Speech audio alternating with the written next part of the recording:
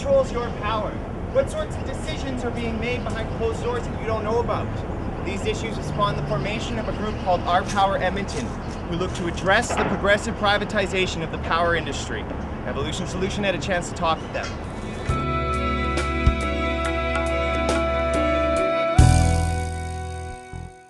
We're here today with Sheila Muxlow.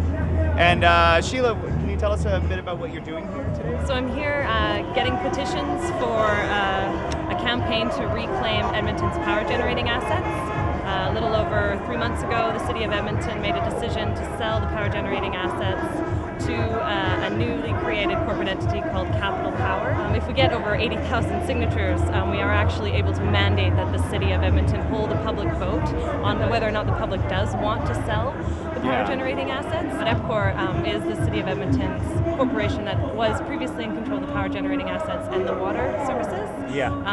But a couple months ago, the senior officials came to the City of Edmonton and said, you know what, we think it'd be a great idea if we sell off these power generating assets, we can pull in some capital, can help us bolster our corporate entity, go seek new markets for water services in other communities around Canada as well as in North America. Like, you know, it is concerning to see that our City Council wasn't cognizant that, you know, this is a public interest issue. They should have gone to the public before they made this decision. Transparency and accountability doesn't really factor into like corporate profits. A lot of people in Edmonton did get concerned about this once the deal, you know, the news came out that we did all of a sudden lose public control over our power generation, and created a group called Our Power Edmonton to force them to have a public vote on the issue and get the conversation going, to get people informed.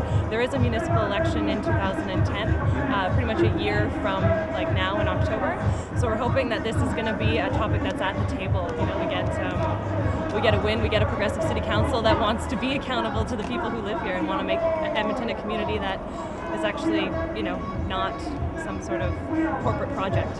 Absolutely. Well, you're in luck. Evolution Solution is completely about awareness and completely about getting information out there, because information is free. It is your right. You just need to step out of your little box and access it. And what you guys need to do is you need to either find one of these people and sign on the line your name and everything, or you can go to the website, which we'll post up here in just a second. Sweet. Thanks for your time, hey, Sheila. No, you guys, thanks excellent. so much. Do you guys, are you from Edmonton here? Do you want We've to signed it. Oh, cool. This decision has some major implications. Privately owned power is unregulated power, and Edmontonians could be faced with a serious increase on their bills. Biggest problem? The citizens of Edmonton were never informed of this plan, and were told that we cannot even see the details of the sale. But it doesn't have to go this way. With 80,000 signatures, we can actually mandate that the City of Edmonton hold a public vote on the issue.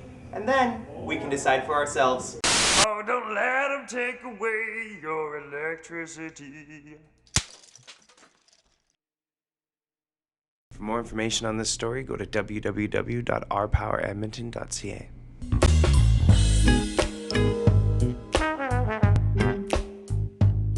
Jen here, and I'm going to be making a few points about nonviolent protesting. I'm Matt, and I'll be talking about aggressive and violent, furious forms of protesting. In my opinion, the first rule of activism is to choose your battles wisely. We don't protest just for the sake of causing a scene. Grrr. Education and motivation through nonviolent communication is key. Positive points here. You're heard. Know your opposition, gauge tension and sensitivity beforehand. As a whole, humanity has been pushed incredibly far, and it's not surprising that these forms of protest are popping up more and more. Violence can escalate quickly, rendering our efforts useless in the process. Now, just like the angry emo teenager in the basement, you're definitely being heard, but not necessarily being taken seriously. Remember to keep the peace. That's why we're here.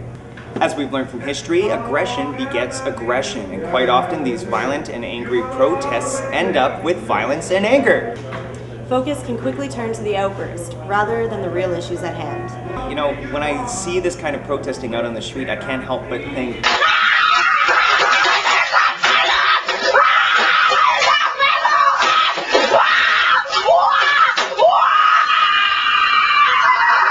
First and foremost, our goal is to truly be heard and taken seriously for who we are and what we believe. maybe these protests are actually fueling the things that you're protesting against.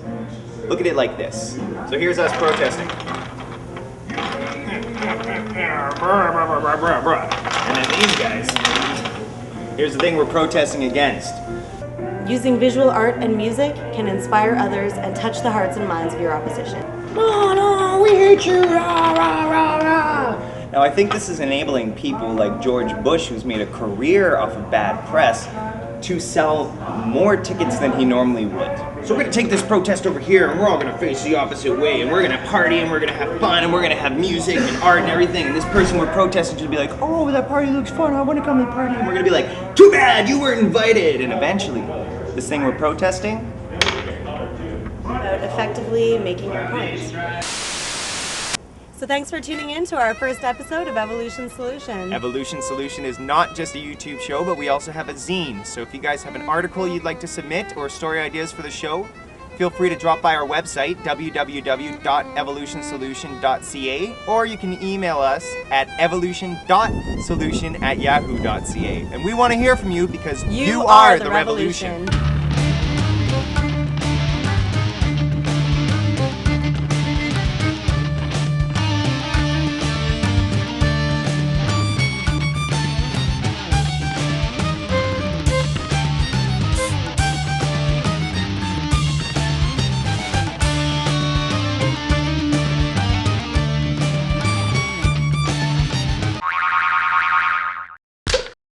Stop that.